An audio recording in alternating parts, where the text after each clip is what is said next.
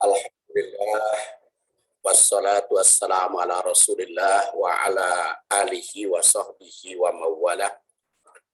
Amma ba'du faya ibadallah, usikum wa iyaya bitaqwallah, fa innal jannata uiddat liman ittaqah. Hari ini kita akan melanjutkan bahasan hadis tentang perkembangan dan pertumbuhan manusia dalam rahim. Makalahnya bagian kedua. Hari Selasa yang lalu sudah kita bahas bagian yang pertama, yaitu tentang tausik, tahrij, tarikh, dan tasih hadis, serta tahlil sarah. Dan sarahnya baru sepotong. Kita ulangi lagi bacaan hadisnya. Inna ahadakum yujma'u salquhu fi batni ummihi arba'ina yauman summa yakunu fi dhalika alaqatan misla dhalik summa yakunu fi dhalika mudghatan misla dhalik summa yursilul malak fayanfuhu fihi ruh wa yu'maru bi arba'i kalimat bikat birijkihi wa ajalihi wa amalihi wa sakiyun au sa'idun fawalladhi la ilaha illa ghairu inna ahadakum la ya'malu bi amali ahlil jannah fayadkhuluha wa inna ahadakum la ya'malu bi ahlin nar hatta ma yakun bainahu wa bainaha illa dira' fayasbiqu alaihil kitab fayamalu bi amali ahlil jannah fayadkhuluha. Terus sudah tafsirnya. Sekarang kita lihat lanjutan tahlil syarah, lanjutan syarah hadis ini. Jadi kita ingat kalau Quran tafsir, kalau hadis mah syarah. Itu untuk membedakan saja. Sama kepada kitab juga sering disebut syarah. Summa yakunu fi dzalika alaqatan misla dzalik. Kemudian menjadi alaqah dalam jangka waktu yang sama, yaitu 40 hari. 40 hari pertama proses nempel, 40 hari kedua bercampur, 40 hari ketiga mudghah. Ini dikatakan alaqah. Perkataan alaqah atau dalam bentuk jamaknya alaq, menurut bahasa berarti at-tasabut bisyai', bergantung atau pada sesuatu atau tertambat. Makanya hewan tertambat dengan tambang itu alaqas-sayd. Perkataan ini bahwa manusia diciptakan dari alaq berarti ada yang menempel, yang bergantung. Sering disebut alaqah teh diterjemah tepat ya. Iqra bismi rabbikal ladzi khalaq, khalaqal insana min alaq.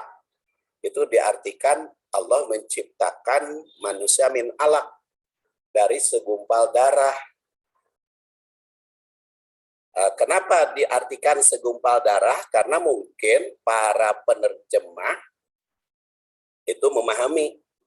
Jadi kalau sudah bercampur jadi segumpal darah. Tapi alaqah itu sebetulnya nempel. Jadi setelah bercampur air mani sperma dengan sel telur itu nempel di dinding rahim. Makanya disebut alaqah.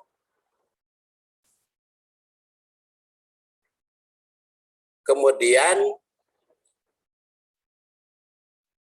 tepat atau tidak terjemah tersebut yang diartikan dengan sebagai segumpal darah karena biasanya diartikan segumpal darah. Yang jelas itu tentu saja perlu kita kaji bersama oleh para ahli. Makanya mengkaji hadis itu tadabur atau mempelajari hadis secara mendalam itu dibutuhkan para ahli, bukan hanya di dalam syariah, tetapi juga di dalam ilmiah.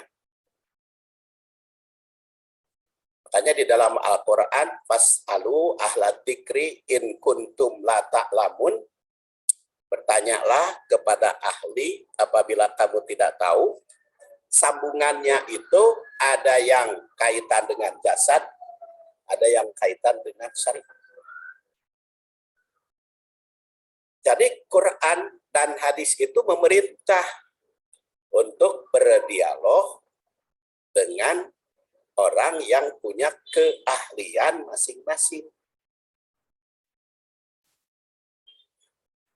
Wahbah Juhaili berpendapat bahwa alaqoh yang jamaknya alaq itu merupakan tetesan darah yang mengental. Jadi tetesan darah mengental itu disebut alaq. Sedangkan darah yang tidak mengental itu biasa disebut masbuh, darah mengalir. Seperti yang haram dimakan itu ad-damul masbuh, darah yang mengalir.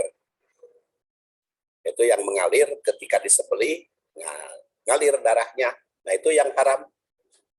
Tapi kalau daging ada darahnya, di naping-ping kan sok area ngegeblek gitu, darah naping-ping sapi, atau dina jantung, komode jantung darah ngumpul, atau di limpa, ya, limpa itu darah ngumpul, itu tidak haram, karena yang haram yang masbuh, yang mengalir. Jadi kalau yang nempel mah tidak haram. Cek paribasana begitu diresel, dahar langsung dagang dagingnya, tidak haram. Ya, kecuali yang ngucur dari lehernya. Jadi kalau yang nempel, makanya kalau menyembelih sebelum si binatang itu mati tidak boleh diganggu. Jadi ida wajabat junubuha pakulu. Jadi kalau menyembelih itu sampai wajabat, sampai benar-benar mati. Makanya kadang-kadang ada tukang jagal ketika kurban, sempat saya tegur. Saya menyembelih, setelah itu langsung karena hayang buru-buru di kadek itu tuh urat segala macam. Saya bilang itu nggak boleh. Harus dibiarkan mati terlebih dahulu. Dan penyembelihan secara syariah dengan pisau tajam memutuskan 3 saluran, saluran darah, saluran makanan, dan saluran napas, itu adalah sembelihan yang paling bagus dan paling tidak merasakan kepada hewan. Jadi ketika di Jerman diselidiki, karena di Belanda sudah ada tren hewan rek disembelih itu disuntik bius. Terus diselidiki di Jerman, ternyata disuntik bius itu si hewan merasakan 3 kali sakitnya. Ketika disuntik, ketika dia disembelih, dan ketika dia mengalirkan darah, karena ketika dibius si darahnya itu tidak keluar semua, tersumbat. Jadi kalau seperti Islam, gereser langsung, itu tidak merasakan getaran binatang. Makanya hukum Islam itu diterapkannya dengan hukum mati itu dipenggal leher. Kalau di Barat kan ditembak, sekarang di Indonesia juga masih ditembak. Itu padahal diselidiki, ditembak itu menyakitkan dibanding dengan dipenggal lehernya. Karena kalau dipenggal, langsung putus sekali matinya itu. Tapi kalau ditembak, 13 orang juga ada yang tidak bareng pasti. Jadi memang hukum Islam itu jauh lebih bagus. Lebih bagus. Tahu kan kasus pemerkosa 13 orang dihukum seumur hidup atau dituntut oleh jaksa dihukum mati. Sebenarnya kalau dihukum mati maka kahiji yang bersangkutan mati langsung, tidak merasakan sakit. Tapi kan dihukum mati dan ditembak ya. Terus yang kedua puas gitu, ahli waris yang diperkosanya. Terus yang ketiga irit bahan kan. Kalau dihukum seumur hidup kan perlu diparaban. Perlu diparaban itu oleh pemerintah, oleh negara. Kan sekarang itu biaya penjara itu cukup mahal di Indonesia itu. Cipinang kapasitasnya 1.800 diisi 4.000 kan. Coba aja 4.000 orang di penjara seharinya makannya aja 150.000 kan. 1 bulan sudah 4,5 juta kali 4.000 miliaran di penjara. Belum penjaganya, belum segala macam. Makanya pantas di penjara di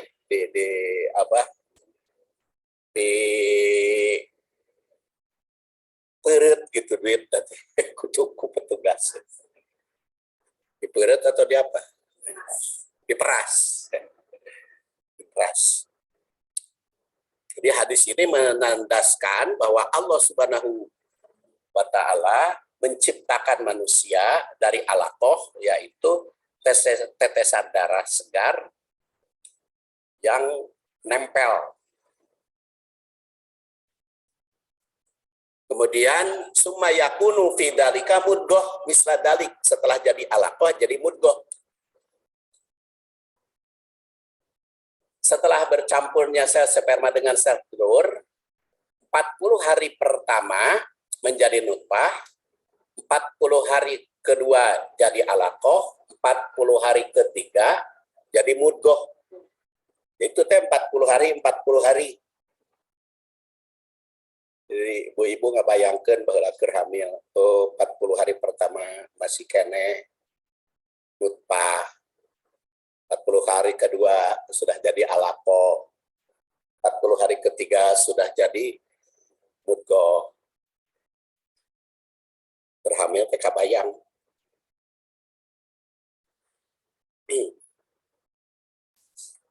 Jadi 40 hari. Mudghah itu apa? Matogo yabdugu. Mudghah itu artinya mengunyah, kunyahan. Jadi mudghah itu hasil kunyahan, hasil nyapek. Dengan demikian mudghah bisa diarti gumpalan seperti daging yang dikunyah. Kalau kita mengunyah makanan kan itu campur berbagai hal.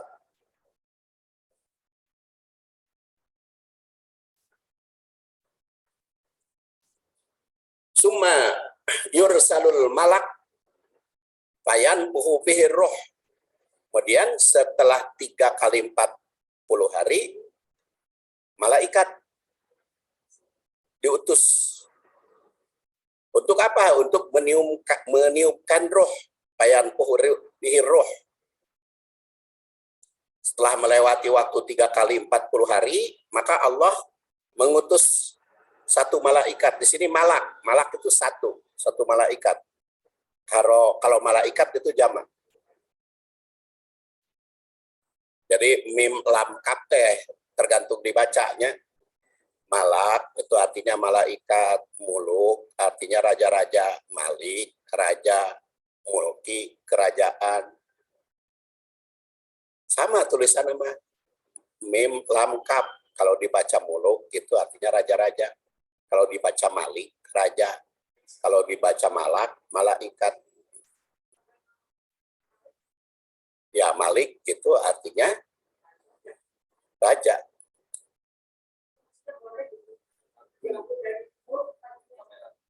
Ya, Abdul Malik.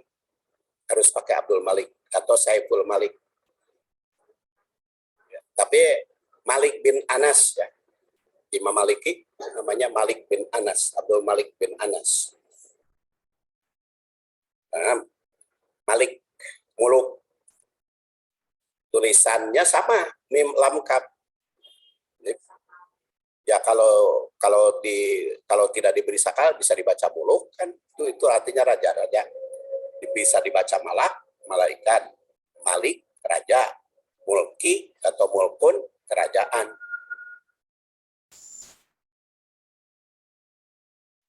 Dan Allah berfirman, summa ja'ala naslatan min sulalatin min ma'im mahin. Dan Allah menjadikan sulamin sulalatin min ma'im mahin. Summa sawwahu wa nufiha fihi min ruhihi wa ja'ala lakumus sam'a wal absar wal afidah qalilan ma tashkurun. Di situ ditandaskan setelah sulalamin ma'im mahin teh dikatakan bayan uhufir roh, ditiupkan roh, malaikat niupkan roh padanya setelah melewati waktu 3 kali 40 hari. Dan ruhnya itu disebut mirruhihi, ruh Allah. Jadi kepada manusia itu ada ruh Allah. An-Nasafi yang wafat 671 Hijriah berpendapat bahwa yang dimaksud dengan min ruhihi, ruhnya pada ayat ini adalah sesuatu yang dikhususkan, diciptakan olehnya, oleh Allah. Dengan kata lain, manusia itu diberi Allah sesuatu yang sangat rahasia darinya. Kalau hewan juga kan punya nyawa, tapi ruh Allah itu hanya diberikan kepada manusia. Ruhihi. Jadi manusia mah ada connect gitu dengan Allah di dalam diri nate. Manusia itu bukan hanya jasad, bukan hanya jasmani, tapi ada ruhani. Ruhaninya itu nyambung dengan Allah, min ruhihi.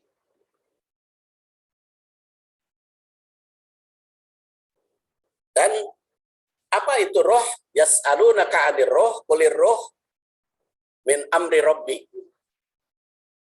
Mereka bertanya tentang roh. Jawab, roh itu dari rahasia Tuhan. Pernah jadi kecil nih. Gambarnya kecil. Yas'alunaka 'anir roh, qulir roh min amri rabbi, wa ma utitum minal ilmi illa qalila.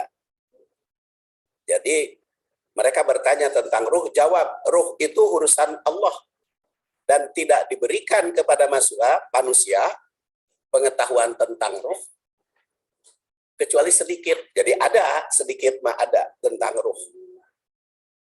Makanya sampai sekarang manusia itu memikirkan manusia sendiri, belum kapangi.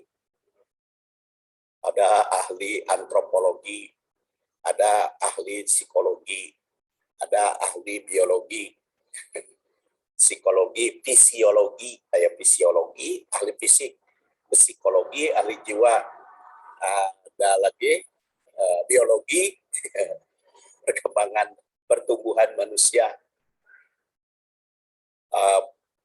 Apa itu manusia? Masih tentang ruh nama. Tentang ruh nama tidak diketahui. Karena yas'alunaka 'anir ruh. Wa yu'maru bi arba'i kalimat, dan diperintah malaikat itu dengan 4 kalimat. Malaikat itu oleh Allah bi arba'i kalimat. Menuliskan. Di sini dikatakan yu'maru bi arba'i kalimat, tapi ada yu'maru bi katbi arba'i kalimat, tuliskan. kata Ibnu Rajab yang wafat 795 Hijriah, malaikat diperintah menuliskan kalimat masih satu periode dengan meniupkan roh. Setelah dituliskan 4 kalimat itu. Apa yang 4 kalimat? Yaitu dituliskan 4 kalimat setelah janin berusia 4 bulan, jadi kan 3 kali 40 hari, jadi 4 bulan. Pada hari ke-120 langsung ditiupkan roh. Dan diriwayatkan oleh Ibnu Abbas yang lahir 3 tahun sebelum hijrah, idza waqa'at an-nutfah fir rahim arba'a ashhur wa asron summa nabahu iharruh. Arba'ata ashhur wa asron, 4 bulan 10 hari kemudian ditiupkan roh. Dan juga dikatakan idza staqarrat nutfah fir rahmi arba'ina yauman au arba'ina lailatan ba'asa ilaiha malak fayaqul ya Rabb marizquhu. Di situ dialog malaikat itu dengan Allah, ya Allah bagaimana rezekinya, putuskan. Bagaimana ajalnya, putuskan. Bagaimana nasibnya, bahagia atau sengsara, dijawab oleh Allah Subhanahu wa taala. Tapi kata Nasiruddin Albani, ini orangnya Nasiruddin Albani, hadis ini doa. Tapi doa hadis ini ada yang kuat, yaitu ini.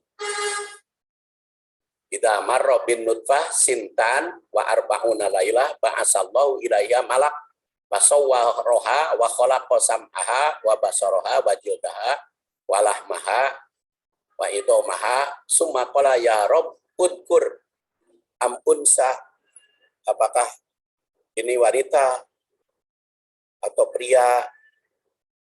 Itu setelah beberapa tahapan tadi. Makanya kan diketahui laki-laki atau perempuan di USG sudah 4 bulan. Sebelumnya waktu diketahui laki-laki atau perempuan. Kalaupun dokter ditanya, dok, laki-laki atau perempuan? Dan ketinggal.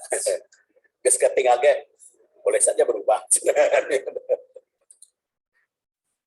Boleh saja berubah nanti.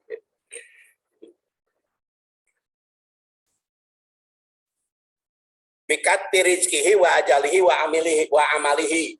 Nah, rezeki, ajal, amal. Redaksi ini diambil dari riwayat Muslim ya.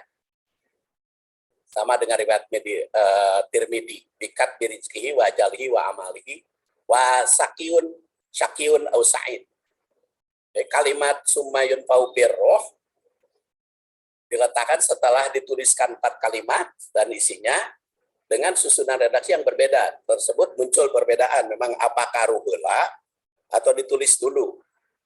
Tapi itu bisa dipahami karena itu menggunakan wa. Wa mah bisa mana yang duluan.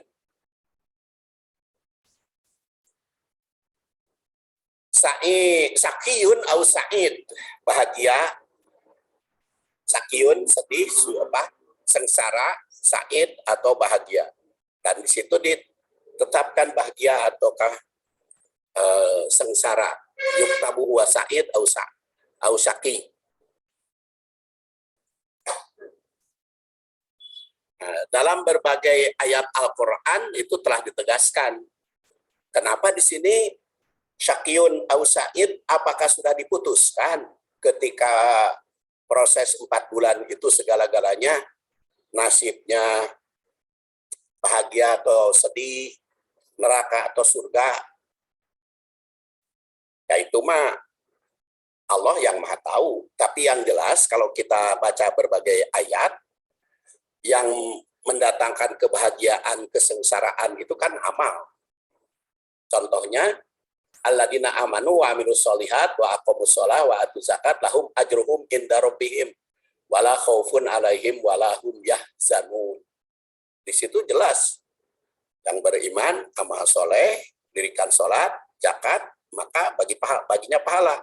Dan tidak ada kesedihan, tidak ada kesusahan, tidak ada gundah gulana. Kemudian juga dikatakan, "Falanudziqanna alladziina kafaru 'adzaban syadidan wa lanajziyannahum asma'al ladzina kanu ya'malun." Semuanya itu ditetapkan atas dasar amal. Allah juga menetapkan bahwa manusia terdapat nikmat darinya. Kenikmatan yang telah diberikan itu akan tetap abadi, kecuali kalau manusianya mengubah. Wa id ta'adzana rabbukum la in syakartum la azidannakum wa la in kafartum inna adzabi lasyadid. Jadi kalau kita baca ayat itu, ternyata Allah itu kepada manusia itu selalu memberi nikmat.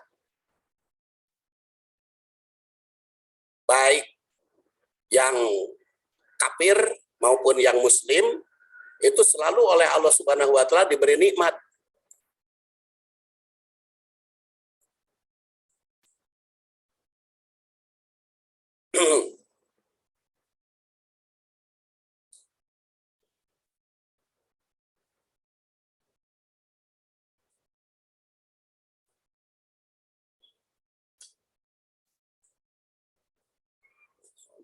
Detik gitu.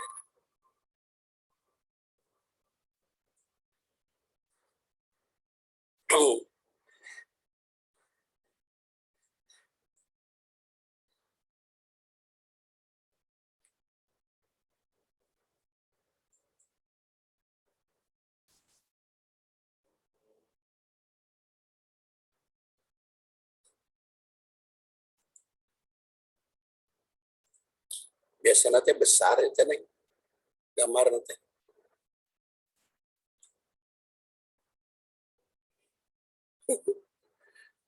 Itu apa?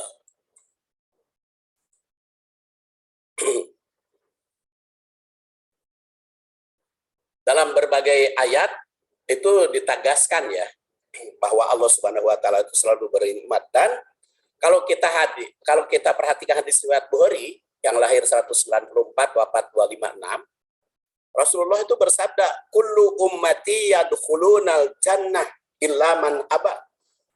Setiap umat itu pasti masuk surga kecuali yang tidak mau. Sahabat itu bertanya, "Aneh, kok ada ya Rasulullah orang yang tidak mau masuk surga?" Maka Rasul menjawab, "Wama ya, siapa yang tidak mau masuk surga? Man atau ani dakhala jannah, waman asoni faqad abah." Barang siapa yang menaatimu, barang siapa yang menaatiku, maka itu ahli surga. Tapi barang siapa yang maksiat, mendurhakaiku, berarti mung masuk surga.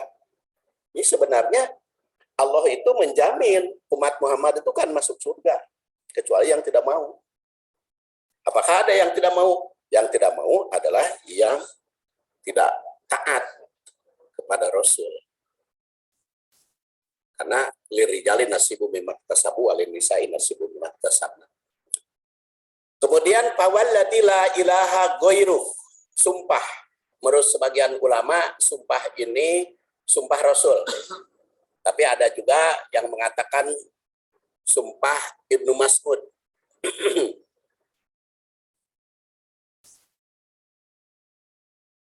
Fawalladzi la ilaha ghairuh, demi zat yang tidak ada Tuhan selainnya. Berupa di sini potongan hadis berfungsi sumpah. Alladzi la ilaha ghairuh adalah sumpah dengan nama Allah. Karena kita tidak boleh sumpah selain menggunakan nama Allah. Yang boleh sumpah dengan nama selain Allah hanya Allah. Manusia tidak boleh. Di sini dikatakan, kata Abdullah, dari Rasulullah SAW, mendapatkan Umar bin Khattab, Rokiba wa Umar kahluku bi abihi. Umar itu sempat bersumpah dengan nama ayah. Maka Rasul langsung menegur, "Innallaha azza wa jalla yanhakum antahbafu bi abaikum paman kana halifan fal yahluf billah wal auli wasmud. Sesungguhnya Allah itu telah menetapkan bahwa kita tidak boleh bersumpah dengan ayah atau dengan nama siapapun. Barang siapa yang mau bersumpah, hendaklah bersumpah dengan nama Allah atau diam. Kalau tidak mau bersumpah dengan nama Allah, diam. Tidak boleh dengan nama. Makanya karena ada demi Allah, demi Rasul. Itu nggak boleh demi Rasul.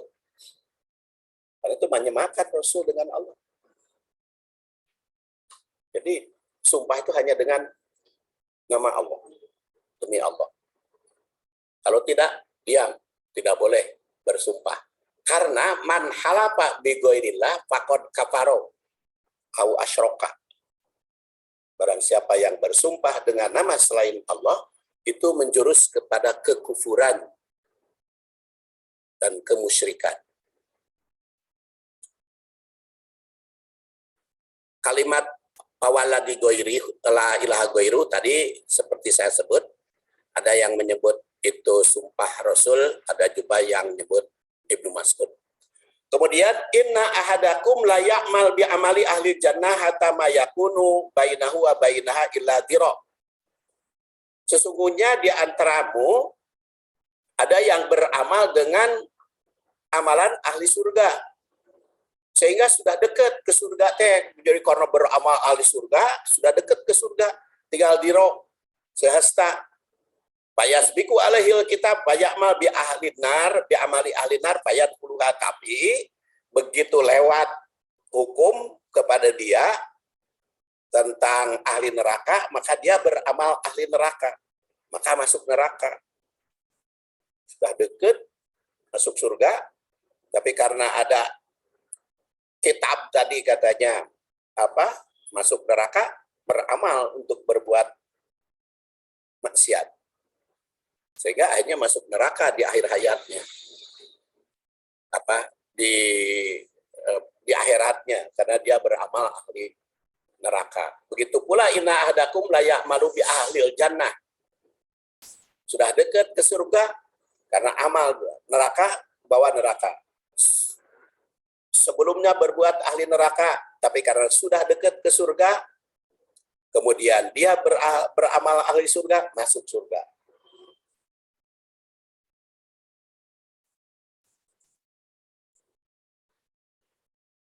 Ya, kelompok ini memahami hadis ini beberapa kelompok ya.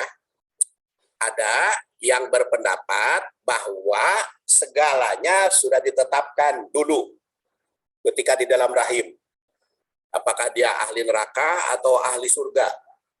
Ada yang berpendapat ini hukum sebab akibat.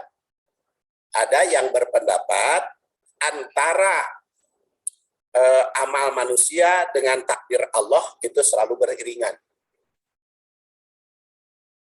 dengan ketentuan ini.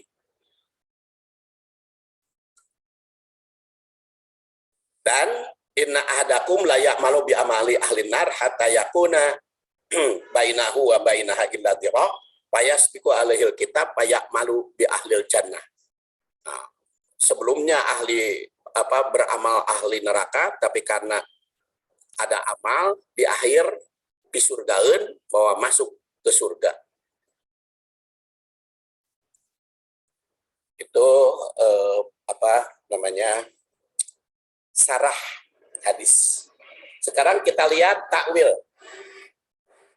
Takwil pertama Ibnu Mas'ud meyakinkan umat bahwa Rasul sebagai as-shadiq wal masduq. Jadi Rasul itu benar dan dibenarkan.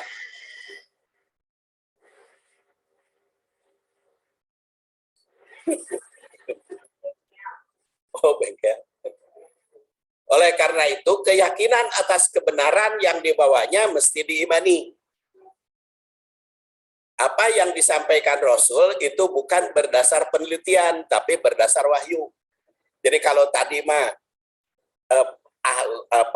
perkembangan manusia mulai dari nutfah, kemudian alakoh, mudgoh, bentuknya bagaimana, itu hasil penelitian.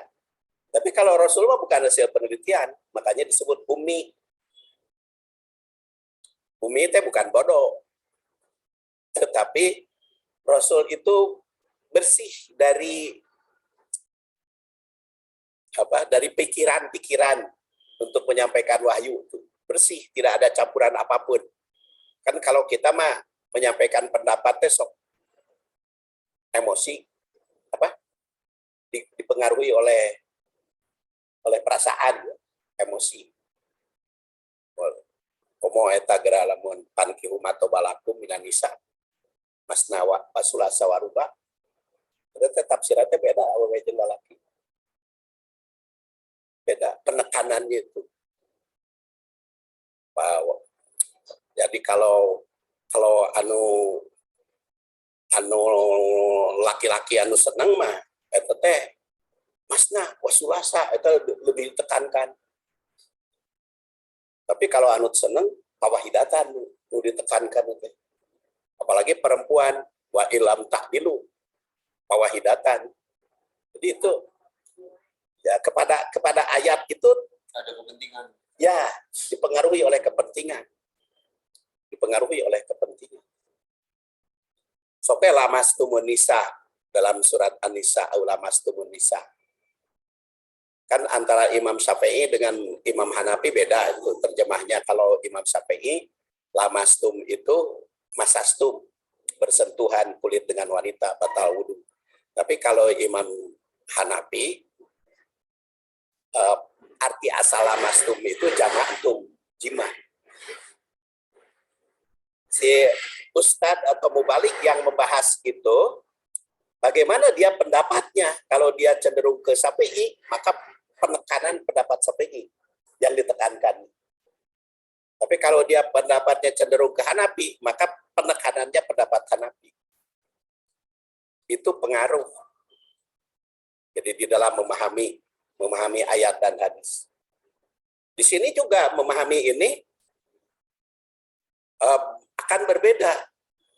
Kalau pendapat, kan ilmu kalam itu ada Jabariyah, ada Qadariyah, ada Mu'tazilah.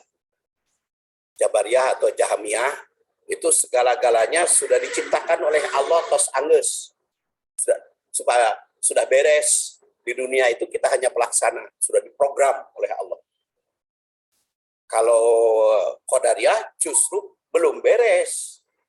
Allah menciptakan manusia itu diangges ke nama ku usaha manusia. Nah, ada juga yang antara Ahlus Sunnah wal Jamaah. Yang ketiga, kalau Ahlus Sunnah wal Jamaah itu gabungan antara potensi manusia yang diberikan oleh Allah dan usaha manusia. 3 kelompok itu. Sampai sekarang ahli ilmu kalam selalu berpendapat, ya. Sebetulnya